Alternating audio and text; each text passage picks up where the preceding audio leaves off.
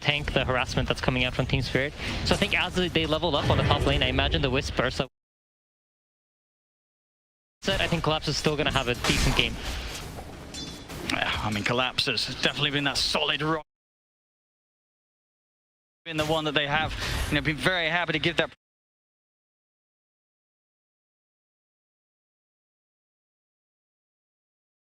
The action off the Spirit in those mid-game. Yeah, absolutely. And bottom lane, Yatoro's kind of playing this type of laning where you're not going to be pressured at all. Team LGD's priority here is just trying to get their Lycan farmed and make sure that they're like playing for their own farm. So Yatoro's going to have a great start, and he has the ability to farm up the jungle because he has the illusions that can both push out the wave and farm the jungle camp. So I expect Yatoro to be leading the net worth charts as soon as we get into around the 5-minute mark of the game. One of the reasons why Yatoro's been as scared as he can, even if the lane was a tough one, he always seems to be able to recover. So the fact that he's going to have a decent time to start off things, you know that he will be on track to. It really is going to be complete.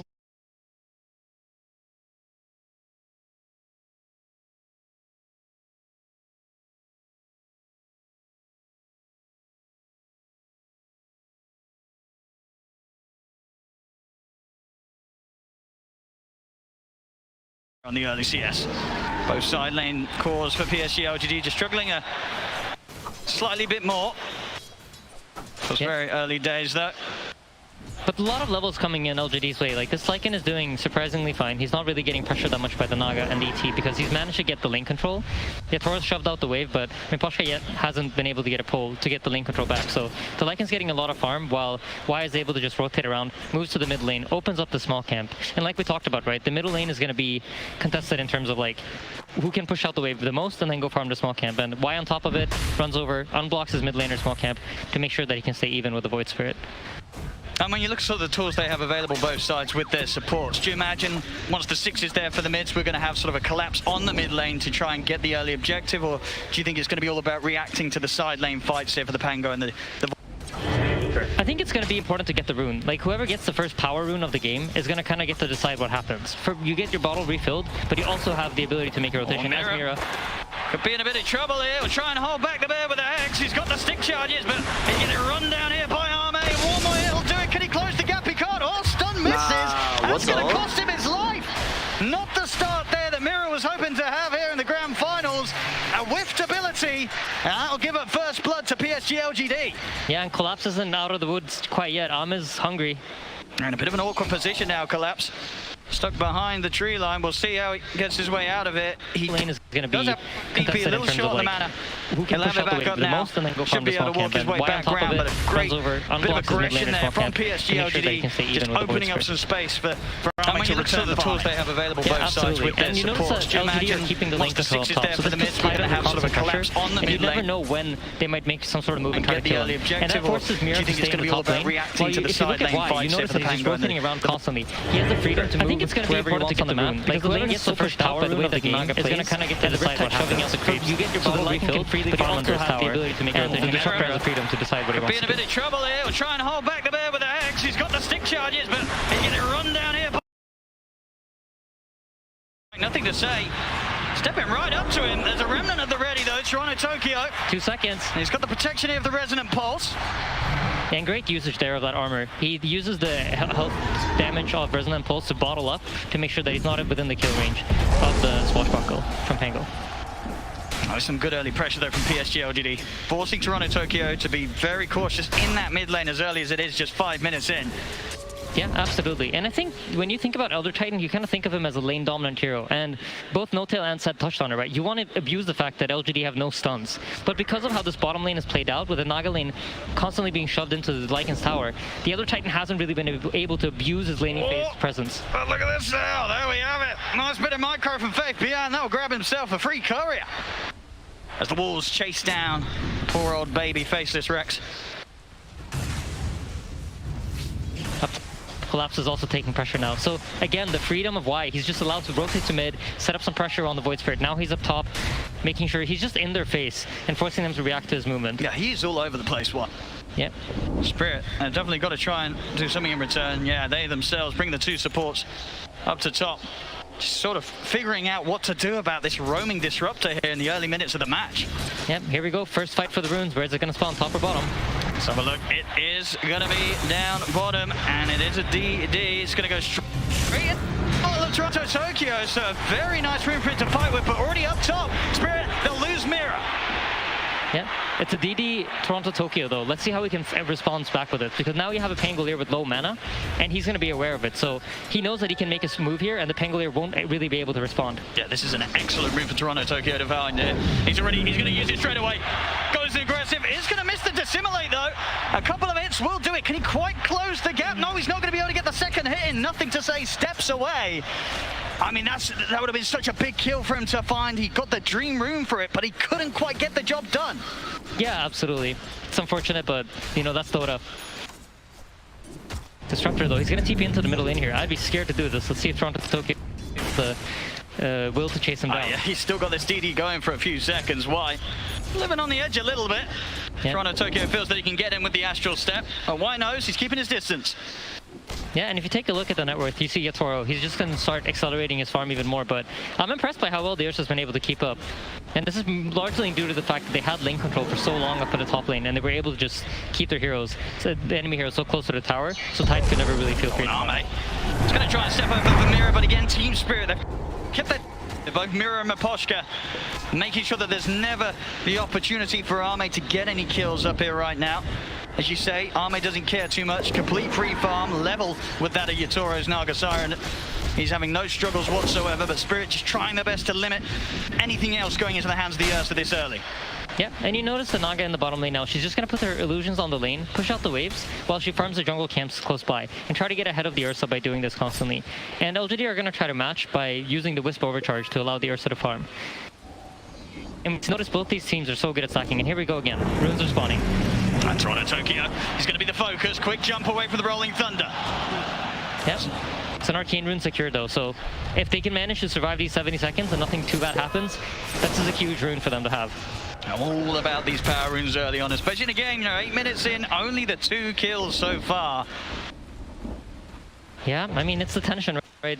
Neither team really has anything to do yet, and they're both drafting for slightly later timings in the game. The Tidehunters now finally hit level 6, so if there's an opening, look for some sort of rotation. I think it's hard to go for the Ursa, so there might even be the possibility of the Tidehunter rotating out of this lane and making some sort of move with Toronto Tokyo. When you just look at the heroes that PSG.LGD have at their disposal, and you feel that Spirit, they're just not going to want to try and push into that tier 1 quite yet.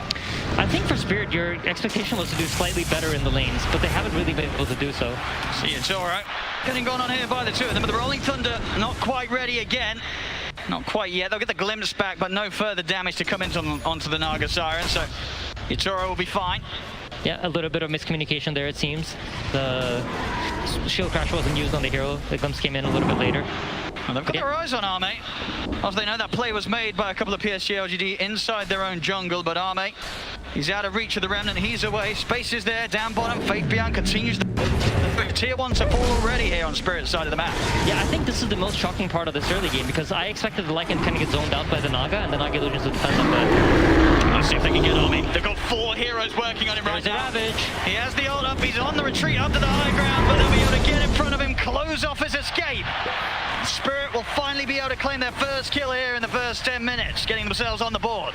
Yeah, and this is a huge kill because it allows for Team Spirit to now start firing back and taking over this top lane area. They need this tower to fall. And meanwhile, this is the risk from PSG.LGD. They rotate their heroes mid to try to force Spirit away from the top tower and force them to come defend their mid tower as the more valuable tower for the later Roshan. And they're hitting these timings, PSG.LGD, no doubt about it. Spirit just having to let them do so. Yeah, I mean, this Lycan really has becoming the big X factor. I don't think Spirit expected him to be this strong out of the laning phase. And now is going to comfortably move into his triangle and start farming up. I think once he hits that Diffusal Blade, look to see Spirit try to, LGD try to make some move. But I think if LGD gets the farm up right now, they feel like they've hit they have enough map space to where they're comfortable playing around their cooldowns and just waiting for the Disruptor ultimate to come online, wait for the Lycan to finish up his items, and then just play around his forms together with the power runes that the Pangolier is securing. I mean, in this sort of game where, you know, both teams playing as carefully as they are, just 1 to 2 coming 7 minutes. Do you look at the Naga Siren and feel that for Spirit, if they can keep this game in pretty calm waters and not allow the early aggression from PSG.LGD to get to them too much, this Naga Siren will be able to carry out in the later stages, or do PSG.LGD always have the means to deal with her?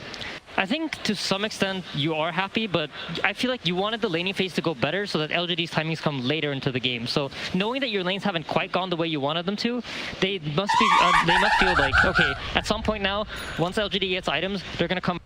Look at this top, nothing to say. He's going to get the lead in onto Collapse. He'll drop the static storm as well, putting no chance of Collapse being able to return fire quite yet with a potential Ravage. Doesn't matter though, he's able to walk out to the side. They'll go for the glimpse back on him. He'll simply look for the TP out, and there's nothing to put a stop to it. Collapse, realizing his strength here with a Hood Defiance, he's got enough tank ability to just TP out of it all. That's the Rolling Thunder and the Static Storm put to waste there by PSG.LGD.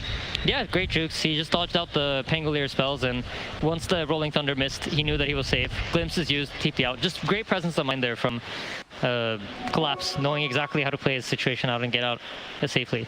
I love what LGD are doing though. If you take a look at the top lane, this is one of the things I loved about how OG ran the Wisp into position 3. They recognize that Wisp's item timings are really important for you to keep these heroes alive, because if you think about how healing works in Dota, you just keep growing their hero pool, like health pools, but the healing items are static amounts of heals. So 250 health on a hero that has 1000 HP is like a lot more than it is on a hero that has 3000 HP. So if you hit these heal item timings early into the game, that really enables you, and they've given Xingqiu the top lane to sit here and farm comfortably. I'll see down bottom, buying quite a dangerous position here.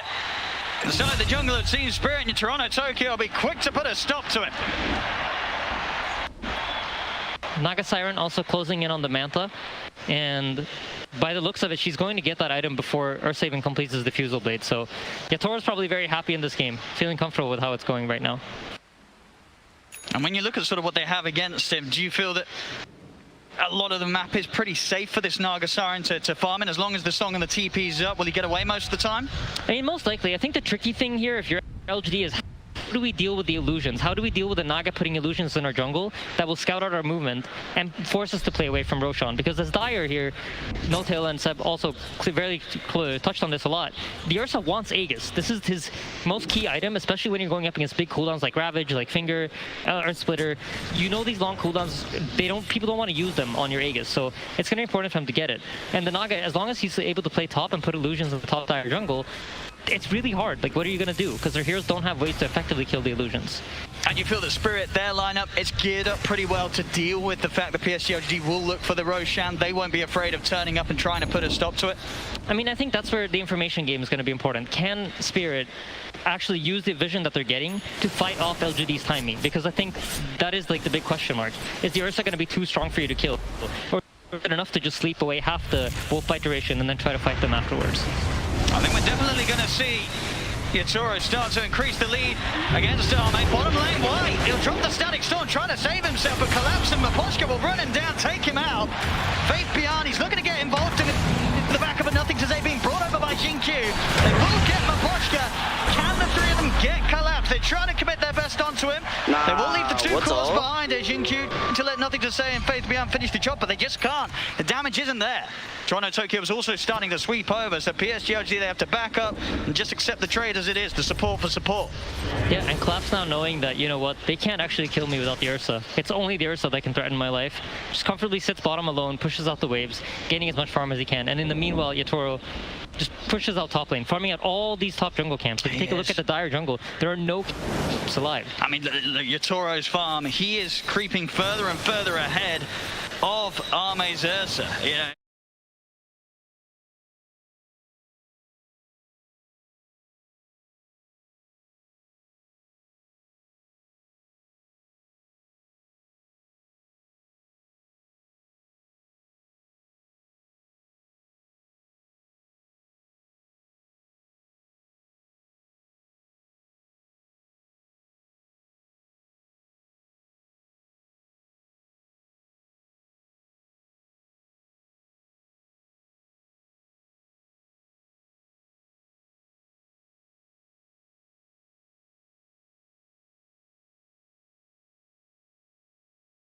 Yeah, LGD also heavily reliant on the Pangolier for the lockdown, so I wouldn't be too surprised.